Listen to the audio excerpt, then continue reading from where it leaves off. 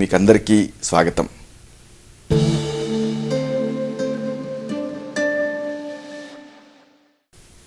ఈ కార్యక్రమంలో ఒక ముఖ్యమైన విషయాన్ని, ప్రాచీన ఆయుర్వేద రహస్యాల్ని తెలుసుకోబోతున్నారు. ఆకలింపు చేసుకొని ఆచరిస్తే ఈ అంశాలు మీ మొత్తం జీవితాన్ని అనూహ్యంగా మార్చేస్తాయి, సంపూర్ణమైన ఆరోగ్యాన్ని తిరిగి పొందేలా చేస్తాయి.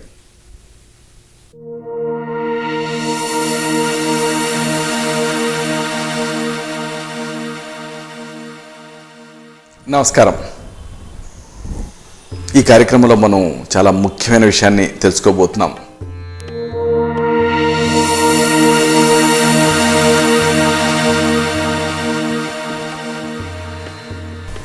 పాదం బొటన వేలు వంకర తిరగటం, బనియన్. ఎంతోమంది ఈ సమస్యతో బాధపడుతూ ఉన్నారు.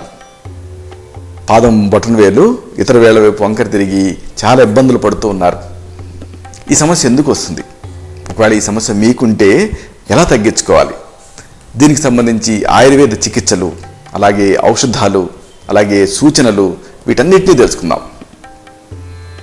పాదం బొటన వేలు మూల భాగంలో మందపాటి పెరుగుదల తయారైనప్పుడు వైద్య పరిభాషలో హ్యాలక్స్ వల్గస్ అనే పేరుతో పిలుస్తారు.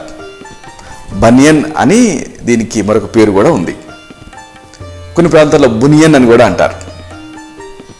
బనియన్ అంటే లాటిన్ భాషలో పెరుగుదల అని అర్థం, అంటే పెరగటం. ఈ సమస్య ఉందనుకోండి, అప్పుడు పాదం బొటన వేలు మిగతా వేళ్ల వైపు వంకర తిరిగి వాటిని పక్కకు దోస్తుంది.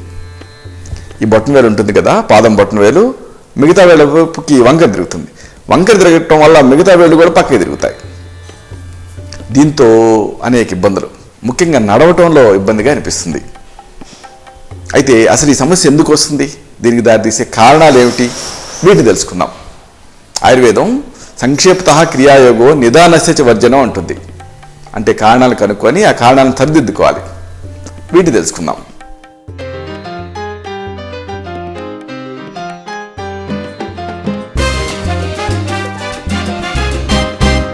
బొటన వేలు మూల భాగంలో మెటాటార్సోఫారింజియల్ జాయింట్ అనేది ఉంటుంది.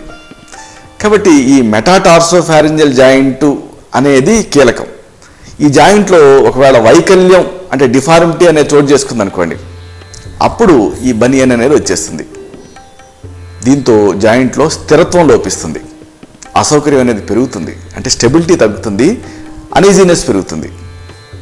పాదాల కింద భాగం బల్లపరుపుగా ఉందనుకోండి, ఫ్లాట్ ఫీట్. ఒకవేళ ఈ సమస్య ఇలాగా మీ పాదం బల్లపరుపుగా ఉంటే అప్పుడు బరువంతా కూడా ఈ మెటాటార్సోఫారింజియల్ జాయింట్ మీద పడుతుంది, పడి ఈ బనియన్ అనేది వచ్చేస్తుంది. కాబట్టి పాదం బల్లపరుపుగా ఉండటం కారణం. ఇలా బల్లపరుపుగా ఉండటం వల్ల ఆ వెయిట్ అంతా కూడా ఈ మెటాటార్సోఫారింజియల్ జాయింట్ మీద పడి ఆ తర్వాత ఈ బొటన వేలు అనేది పక్కకు వంకర తిరుగుతుంది. అలాగే చెప్పుల మడమలు ఎత్తుగా ఉన్నాయనుకోండి, అది కూడా ఒక కారణమే, హై హీల్స్. అలాగే బూట్ల ముందు భాగం ఉంటుంది, దీన్ని టో బాక్స్ అంటారు, అది బాగా ఇరుగ్గా పాయింటెడ్గా ఉందనుకోండి, అప్పుడు కూడా ఈ బనియన్ అనే సమస్య వచ్చేస్తుంది. ఇక పాదం లోపల ఎముకలు, జాయింట్ల నిర్మాణాల్లో ఒకవేళ సమస్యలు ఉన్నాయనుకోండి, అప్పుడు కూడా ఈ బనియన్ తయారవచ్చు. హ్యామర్ టో అనేది దీనికి ఉదాహరణ. ఇక పాదం రెండో వేలు తిన్నగా ఉండటానికి బదులుగా ఇంటర్ఫారింజియల్ జాయింట్ దగ్గర వంకర తిరిగితే అప్పుడు దాని ప్రభావం బొటన వేలు మీద పడి ఈ బనియన్ అనేది వస్తుంది. పాదం వేళ్ల లోపల ఉండే చిన్న కండరాలు ఒకవేళ బలహీనపడ్డాయనుకోండి, అప్పుడు వేళ్లపైన ఆనలు తయారయ్యాయనుకోండి, ఇలా బలహీనపడినా వేళ్లపైన ఆనలు తయారైనా అప్పుడు కూడా ఈ బనియన్ వచ్చేస్తుంది. ఇక డౌన్ సిండ్రోమ్ ఇలాంటి నరాల కండరాల వ్యాధుల్లో కూడా ఈ బనియన్ అనే సమస్య రావచ్చు. ఇక మునివేళ్ల మీద కొంతమంది నిలబడి డ్యాన్స్ చేస్తూ ఉంటారు, లేదా కొన్ని వృత్తులు చేస్తూ ఉంటారు. ఉదాహరణకు బ్యాలే డ్యాన్సు, బొటన వేలు మీద గిర్రున తిరుగుతారు. ఇలాంటి వృత్తులు, ఇలాంటి ప్రవృత్తులలో ఈ మెటాటార్సోఫారింజియల్ జాయింట్ మీద ఒత్తిడి పడుతుంది, బనియన్ అనేది వచ్చేస్తుంది. అలాగే వంశపారపర్యత, మీరు నడిచే విధానం సక్రమంగా లేకపోవటం, పాదాల వేళ్ళు ఒత్తుకుపోతూ ఉండటం, మధుమేహం, ఇలాంటి నరాలకు సంబంధించిన వ్యాధుల సమిష్టి ప్రభావం వల్ల కూడా ఈ వ్యాధి వచ్చేటటువంటి అవకాశం పెరుగుతుంది. కాబట్టి వీటిలో ఏది ఉన్నా కానీ దానివల్ల మీకు ఈ సమస్య రావచ్చు. అంటే మీ ఫ్యామిలీలో ఎవరికన్నా ఈ బనియన్ సమస్య ఉంటే మీకు రావచ్చు. మీరు నడిచే విధానం సక్రమంగా లేదనుకోండి, పెడగా నడుస్తున్నారు అనుకోండి, అప్పుడు రావచ్చు. పాదాల వేళ్ళు ఒత్తుకుపోతుంది అనుకోండి, అప్పుడు రావచ్చు. డయాబెటీస్, మధుమేహంలో ఈ సమస్య రావచ్చు. కాబట్టి ఇవన్నీ కూడా కంట్రిబ్యూటింగ్ ఫ్యాక్టర్స్. అయితే ఇక్కడ ఒక విషయం చెప్పాలి, బనియన్ అనేది జన్యులోపం వల్ల రాదు కానీ పాదం ఆకృతి వంశపారపర్యంగా వస్తుంది. వంశపారపర్యంగా ఒకవేళ పాదం ఆకృతి, ఫ్లాట్ ఫుట్ ఇలాంటివి ఉన్నాయనుకోండి, అప్పుడు దాన్ని అనుసరించి ఈ బనియన్ వచ్చే అవకాశం ఉంటుంది. అయితే ఈ సమస్య మీకుందనుకోండి, ఎలా తెలుస్తుంది అంటే కొన్ని లక్షణాల ద్వారా, కొన్ని అనుబంధ లక్షణాల ద్వారా దీన్ని మీరు గుర్తుపట్టవచ్చు.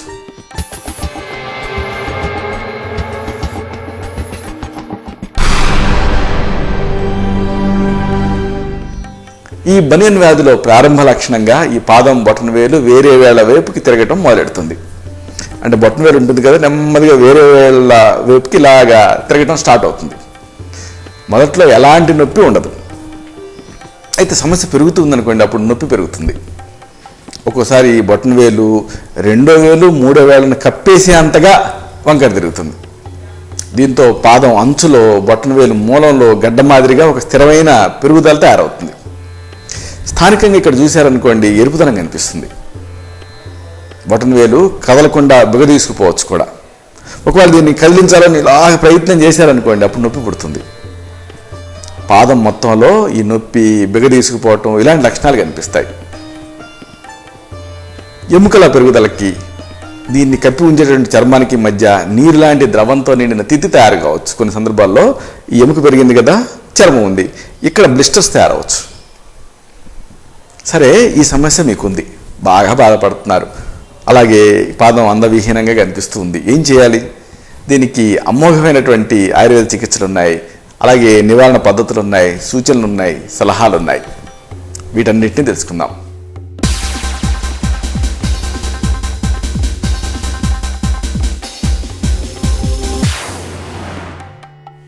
మొదటి సూచన, మెత్తని పదార్థంతో ఆసరా ఇవ్వటం చాలా ముఖ్యం.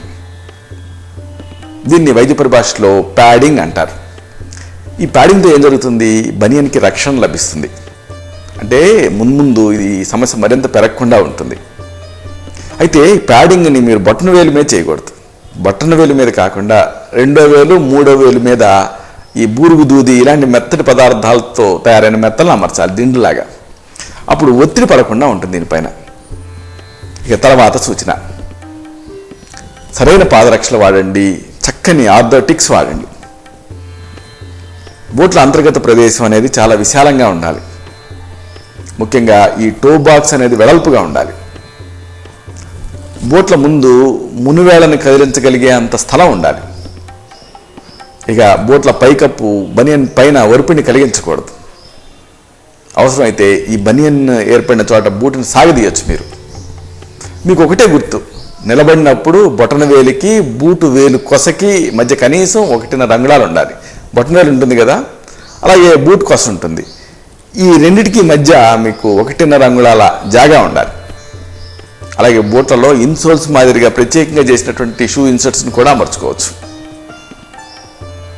ఇక దీనికి సంబంధించి మంచి ఆయుర్వేద చికిత్సలు ఉన్నాయి, వీటిని తెలుసుకుందాం.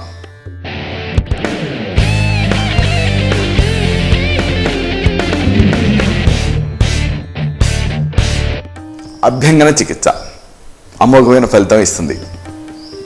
పాదవేళకి మహానారాయణ తైలం, అలాగే క్షీరబలా తైలం, అలాగే హింగు త్రిగుణ తైలం ఇలాంటి ఔషధ సిద్ధ తైలాలు ఉంటాయి. వీటిని కాస్త వేడి చేసి ప్రయోగించాలి. మీ తత్వానికి సరిపోయేటటువంటి తైలాన్ని వైద్య సలహాతో తెచ్చుకొని దీన్ని కాస్త వేడి చేసి ఇబ్బంది మీద ప్రయోగించండి. తర్వాత ప్రత్యేక తరహా వ్యాయామాలు చేయాలి. దీంతో మంచి ఫలితం కనిపిస్తుంది. ఎలాంటివి అంటే, ఈ తైలాభ్యంగనం చేసిన తర్వాత హస్తంతో ఈ బొటన వేలుని ఒడిసిపట్టుకోండి. ఒడిసిపట్టుకొని ఇలా గుండ్రంగా స్థిరంగా తిప్పండి. గుండ్రంగా స్థిరంగా తిప్పాలి. ఇలాగ 10 నుంచి 15 సెకండ్లు చేయండి. అంటే మీరు ఇలా తిప్పుతూ మనసులో ఒక 15 లెక్కించండి. 1 2 3 4 నెమ్మదిగా ఇలా 15 సెకండ్లు చేయాలి. ఇది ఒక రౌండ్. ఇలా ఉదయం 5 రౌండ్లు, మధ్యాహ్నం 5 రౌండ్లు, రాత్రి 5 రౌండ్లు చేయండి. ఇలాంటిదే మరొక చక్కని వ్యాయామం. బొటన వేలు ఉంటుంది కదా, ఈ పాదం బొటన వేలు, దీన్ని పట్టుకొని బాగా ముందుకి ఇలాగ ట్రాక్షన్ లాగా లాగండి. లాగి ఇవన్నీ వదిలేకండి, 15 సెకండ్లు అలాగే పట్టుకోండి. దీన్ని కూడా ఇలాగ 5 సార్లు ఉదయం, 5 సార్లు మధ్యాహ్నం, 5 సార్లు రాత్రి రిపీట్ చేయండి. ఇక ఆసరా ఇవ్వటం కూడా ముఖ్యం. ఒక సాగే తత్వం ఉండేటువంటి ఎలాస్టిక్ బ్యాండ్ని బొటనవేలు చుట్టూ ఉంచండి. సాధ్యంత వరకు తిన్నగా ఉంచడానికి ప్రయత్నం చేయండి. దీంతో మంచి ఫలితం ఉంటుంది. ఇక దీనికి మంచి ఔషధ చికిత్స కూడా ఉంది. అమోఘమైన ఔషధాలు ఉన్నాయి. వీటిని మీ నాడిని చూసి, మీ తత్వాన్ని పరీక్ష చేసి, ఇతర అనుబంధ వ్యాధుల ప్రభావాన్ని బట్టి ఇవ్వాల్సి ఉంటుంది. తగిన అనుపానాలతో వీటిని సరైన కాలం వాడితే మంచి ఫలితం కనిపిస్తుంది.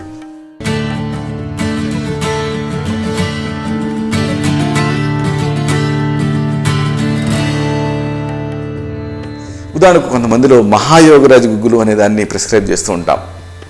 మరి కొంతమందిలో మహావాత విధ్వంసన రసం అనేది బాగా సరిపోతుంది. ఇంకా కొంతమందిలో మహారాష్ట్రాది కాడ ఇలాంటి వాటిని సూచిస్తూ ఉంటాం. ఇలాగా ఈ సూచనలతో, ఈ ఔషధాలతో, అలాగే అవసరమైతే బరువు తగ్గటం, ఇలాగ ప్రత్యేకమైనటువంటి కార్యక్రమాలతో ఈ బనియన్ వ్యాధిని ఎదుర్కోవచ్చు, ఈ సమస్యను తగ్గించుకోవచ్చు. ఇది పాదం బొటన వేలు వంకర తిరగటం, బనియన్, దీనికి సంబంధించిన సమగ్ర సమాచారం.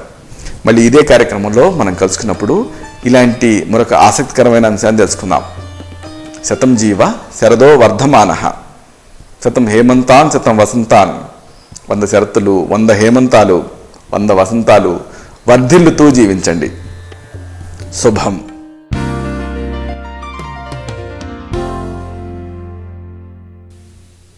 చూశారు కదా, ఇది విషయం. ఈ కార్యక్రమం మీకు ఉపయోగపడిందని, ఉపయోగపడుతుందని ఆశిస్తాను. అలాగే ఇందులోని విషయాల మీద మీకు అవగాహన పెరిగిందని భావిస్తాను. దీనిలోని విషయాలు నలుగురికి చేరేలాగా, 10 మందికి ఉపయోగపడేలా మీ వంతు సహాయం మీరు చేయండి.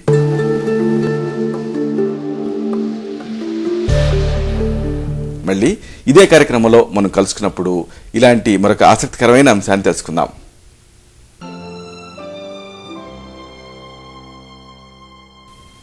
శతం జీవ శరదో వర్ధమానః, శతం హేమంతాన్ శతం వసంతాన్, 100 శరత్తులు, 100 హేమంతాలు, 100 వసంతాలు వర్ధిల్లుతూ జీవించండి.